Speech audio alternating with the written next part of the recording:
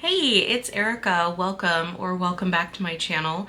This is going to be a video about my secret shame, which is the size of my owned TBR. Typically, I use TBR to talk about all the books that exist where I'm like, someday I would like to read you, but for the purposes of this video, when I say TBR, what I'm specifically talking about are the books that I own but I haven't read yet. For a few years, I've kept an inventory of the physical books that I own, which has been, really helpful for a lot of reasons, but I'm sitting at about 50% of unread books for what I own. I'm personally okay with this ratio. I mean, I collect books. Collecting books and reading books, two different hobbies. I happen to do both, and for me personally, the 50% mark is fine. And I like knowing that I have a wide selection of books that I could pick up at any time. For a really long time, I've been meaning to create an inventory for my ebooks because I've had a Kindle for like well over a decade. Probably, I think maybe my first Kindle was when they came out with like the second generation. So I don't know, maybe even about 15 years now. I've had a Kindle for a long time.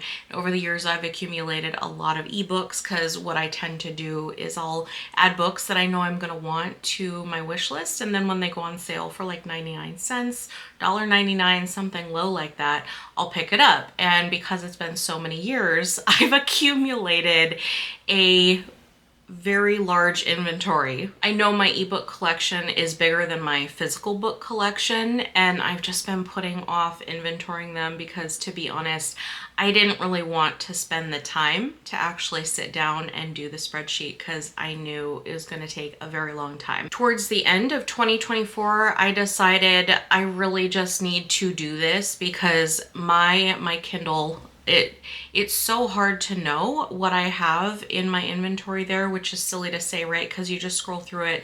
But when it's large like that and it's just so much scrolling, it's so difficult to keep track of what do I have, what do I want to read. Like, it can feel overwhelming. And I'm like, I just need to take the time to sit down and do this. And so I did. And it turns out, yes, my ebook inventory is unwieldy and huge. And it turns out I have been way under reading my ebook inventory compared to my physical book inventory. When I combined my unread physical books with my unread ebooks, the total number is high. I have over 1,200 books that I have not read but that I own. In 2024, I prioritized reading books that I already own versus like borrowing books. And don't get me wrong, I love the library. I've always loved the library. Huge proponent of the library, but I know, and I have known for a long time, I really want to focus on the books that I own because I don't want them to just sit in my house or turns out on my Kindle unread, because for me, there's not really a point to owning books that I'm not moving through. And so I made a real focus in 2024 to just stick to books that I already own. I think when I counted it out, I think less than 5% of the books that I read in 2024 were not books that I already own. So I got through, at least percentage wise, I got through a large amount of books on my TBR that's in my home in the year 2024, and it felt really good to do that. It felt really satisfying. I have basically the same goal for 2025, which is to focus on books that I already own versus books that I don't own, or I'm just like buying a new book just to add it to my TBR, right? I'm trying to focus on what do I already have that I can choose from because I really want to read everything that I have. That's why I have it. Now, after combining my unread physical TBR with my ebooks that I haven't read, that number that is like pending, it's larger than what I would like. It's got to be a better way to say that. But my TBR, I would like to bring it down. I would like to continuously bring it down, especially knowing what I'm looking at for having all of those ebooks added to my list. I'm like, you know what? I have so much to choose from that I really just need to keep this as my goal for the foreseeable future. As I was going through the inventory list as well, I noticed there's so many books that I own, but I just don't really prioritize reading them, so they just kind of never get read.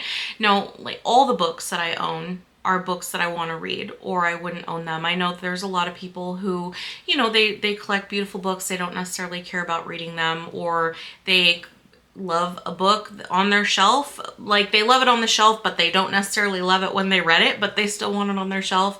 And I think everyone who owns books does so for various reasons. There's no wrong way to do it. It's personal collection. For me personally, I don't want to own books that I'm just never gonna read, and all of the books that I own are books that I got because I want to read them. As I was thinking about this though, I'm like, there's so many books in my backlog, books that I got, some of them so many years ago, and I've just never gotten around to them. And I was thinking of a way where I could start to address some of this, like, backlog that I don't really have a game plan for, except that they're books I own and I can read them at any point. So that's kind of how the idea for a new strategy for me was born. I'm gonna be using my inventory spreadsheet and a random number generator to try to get through some of my backlog. And this is gonna be, I know that there's a lot of channels right now who are doing some similar things, like read through my TBR, or, you know, random reads, things like that. Mine is gonna be a little bit different for a couple of reasons. I'm really enjoying Becca's Shelve It or Scrap It series. I've watched every episode of that. I know Gavin is sort of doing his own new series right now. There's a lot of creators who are doing something similar, where they'll, you know, they're gonna pick a bunch of random books and then read them in every video. Mine isn't gonna be like that. Their goals and kind of their strategy they're different from what mine is gonna be, and I'm not trying to single them out because I really like them as creators, and I actually really enjoy watching people as they do like their, you know, read through my TBR video series. But mine is gonna be a little different from what those are. My current plan is that each video in this series is going to focus on just one book, like reading and reviewing just one book rather than a wide selection of books. I think that it's just going to be more in line with my reading schedule and my reading goals overall. You know, like I work a job that's pretty demanding, and so I just don't have enough time to read, like, I don't know, 5 books, right, per video. I mean, maybe I could if I had the video come out like once every 3 months or something, or if it was the only thing I was gonna do in a month was just read random books, I could do something like that. But I don't have the ability, unfortunately, to read that many books in a month, where I could do a bunch of random books and then also read all of the other books that are already books that I'm planning to read at the moment. So I think for my series, I'm just going to focus on like reading and reviewing one book from my backlog for each video in the series. Will I be getting rid of books if I don't like them? Yes, but that's what I do anyway. Like, that's my normal strategy with books. The type of collector that I am, I don't want to have books, like, especially physically in my house, if I don't really like them or I don't want to read them. But if I own the books, it's because I do want to read them. So if I read something and I'm not into it, I'm going to be giving it away, but that's what I already do, so that's not going to be any different for me. I see a lot of these videos too where it's kind of more high stakes, like I have to read this or I have to get rid of it. And so much of my reading, I'm a mood reader. I need to be in the mood to read something. So even like if I'm not in the mood to read something, I'm just not gonna read it. And it doesn't mean I'm gonna get rid of it. I'm just gonna put it on the shelf, put it back on the shelf, and save it for another time when I might be in the mood for it. And then I'll come, you know, I'll pick something else to read. But if you need those kind of high stakes, which I don't blame you, I enjoy watching that, where I'm like, ooh, is this person like gonna choose to read this? They're just gonna get rid of it. But if you need those kind of high stakes, that's not going to be what this is, because I'm not going to be getting rid of, I don't think I'm going to be getting rid of any books without reading them. I'm planning to give every book that I own a fair shot, because that's why I have them. I have them because I wanted to read them, and I don't really just want to like get rid of something without reading it. So the stakes here are going to be a little lower, a little bit lower than that. There's really only two like rules that I have for this series. I even hate to call them rules because I feel like that is far too stringent for what my goal is here. But there's two rules as of right now. I reserve the right to like change or add more or reduce or whatever the rules at any time. So the first rule is, for any of the books in my inventory, if I already have a plan for like when it's going to be read, it's not going to be in this series. This series is purely going to be books that I own and I want to read, but I got no plan for. They're just books that are hanging out on my TBR. No plan. That's going to be the books that are going to be in this series. The second rule for this series is that I can DNF a book at any time.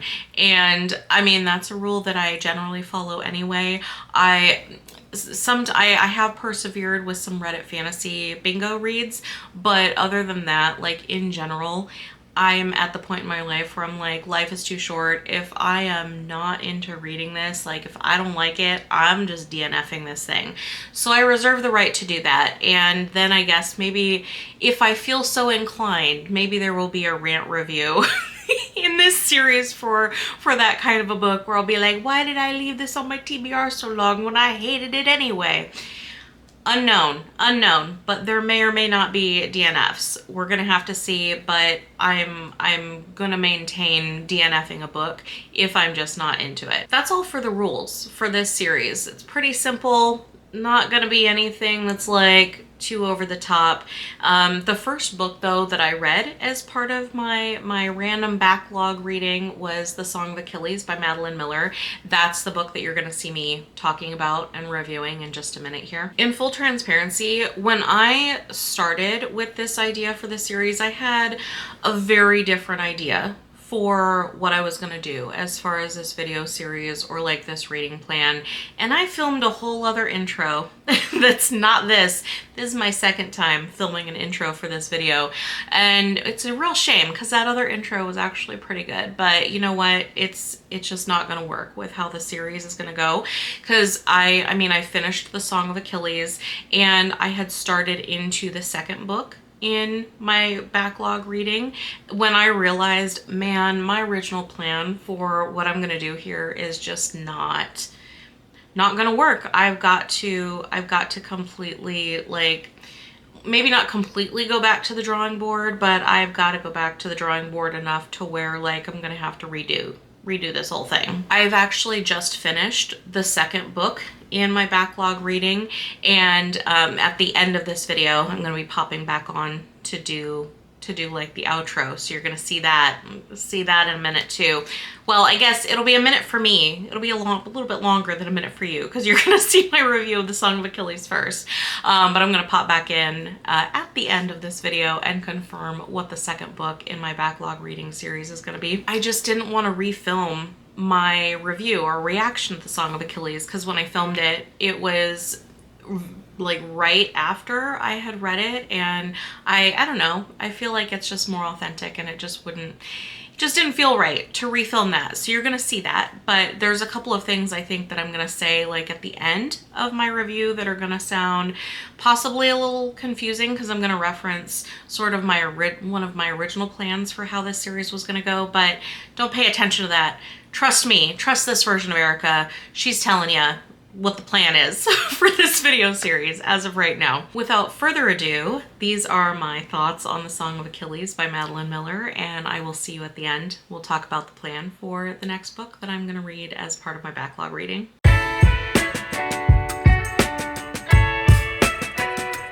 I finished The Song of Achilles by Madeline Miller. I did not intend to finish this in one day, but I absolutely did. It was such a fast read. I was engrossed right from the get-go. Spoiler alert, I really ended up loving this book quite a lot, like way more than I expected to. I loved the way that Madeline Miller writes. It was easy to relate to this as like a personal story. She tells, it's a retelling of Achilles, if you couldn't tell by the name of the title. It's told from the point of view of his longtime like best friend, but also romantic partner. What is his name? Patroclus? Oh my god.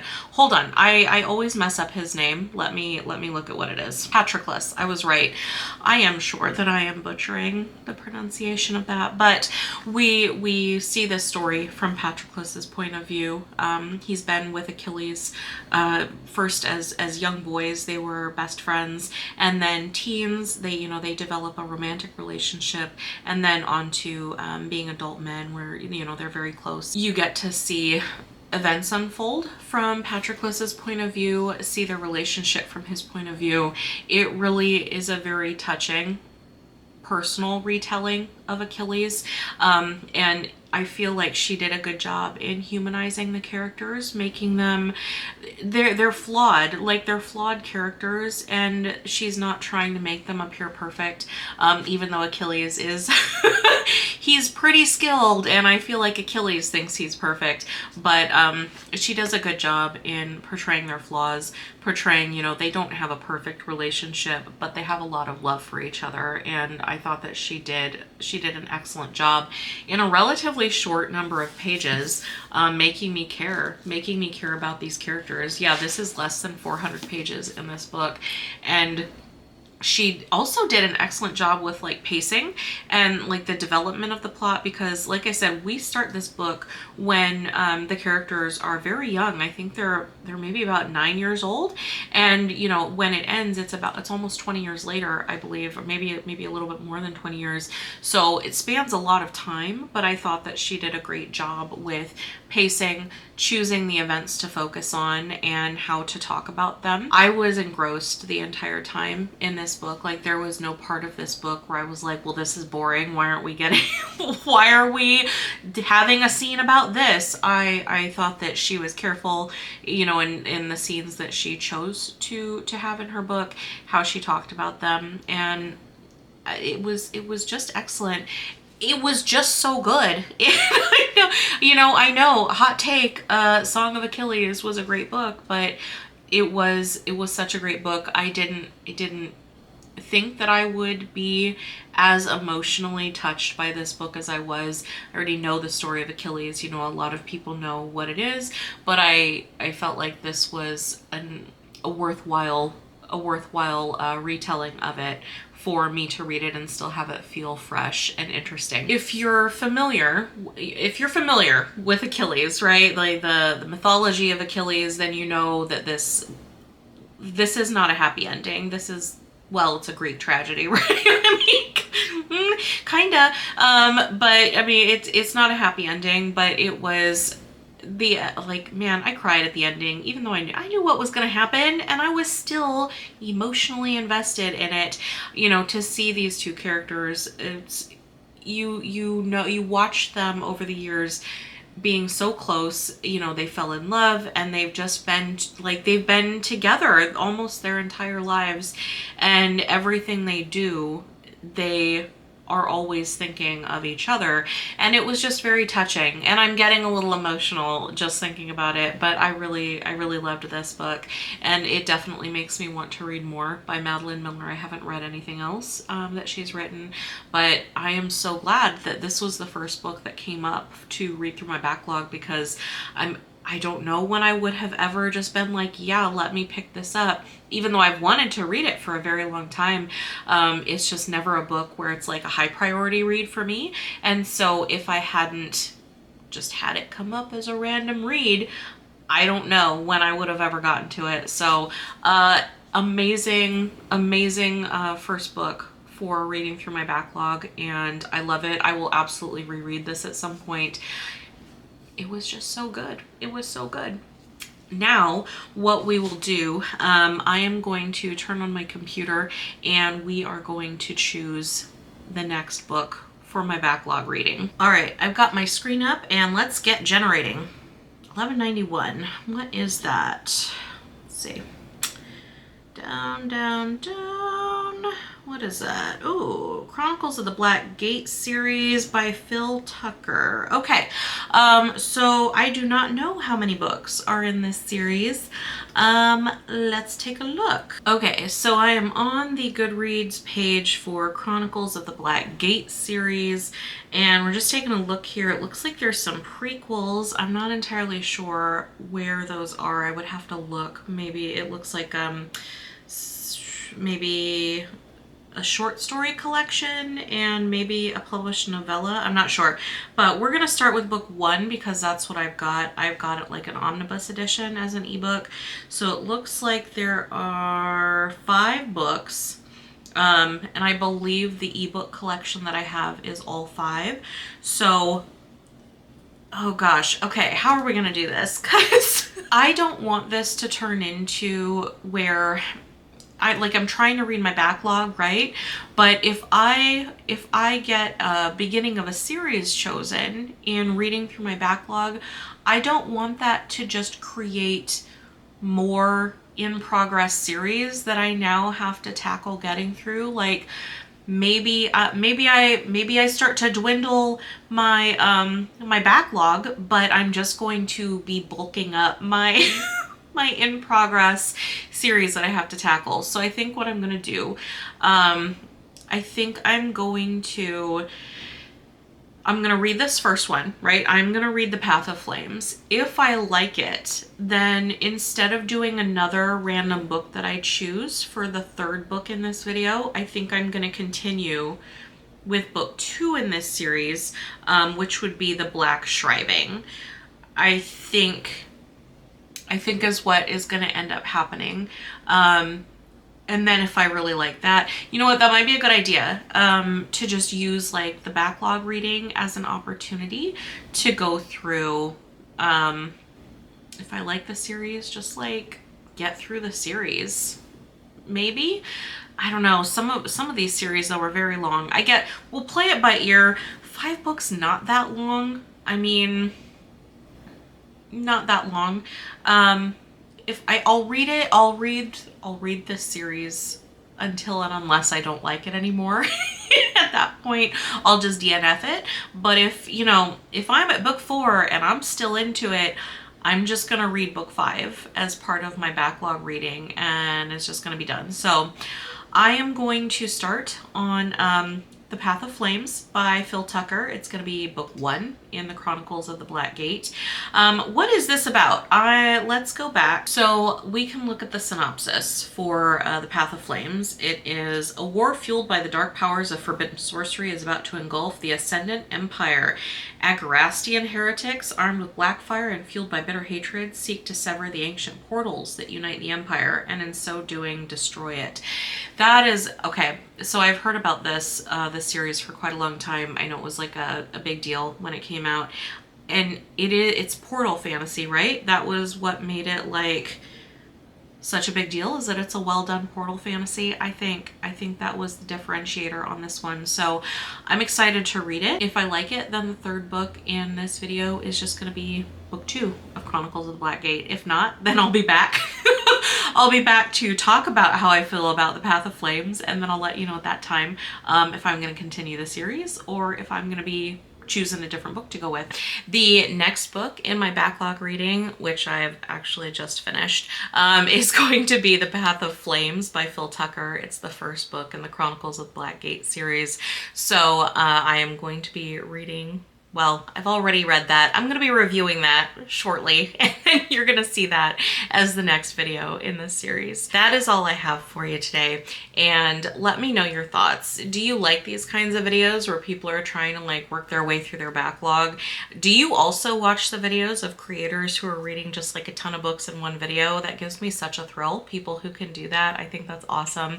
If I had more time to read, like if I wasn't working a 9 to 5, 100% I would be doing something like that, because I just think it's really fun and it's so satisfying. Like even just getting this one book done that you just saw, like it felt so satisfying to have this book finally like marked off as a book that I own, but now I have read it. Like, I've wanted to read it for so long, and I've owned it for a little while now because I got that really beautiful edition of it from Barnes& and Noble. But anyway, like, I've just never gotten around to reading it. No idea when I would have gotten around to reading it if it wasn't for doing something like this. And so I'm really glad that I did. That's all. What do you think? Let me know your thoughts. Any ideas? Any, I don't know, if you have suggestions for anything that you think could be done differently with this series, any flaws that you see in my reasoning, let me know. Let me know what you think. Have you read The Song of Achilles? Did you like it? Let me know that too. Thank you so much for coming by. I always appreciate it. Please remember to like this video and subscribe to my channel, and I'll see you next time. Thanks.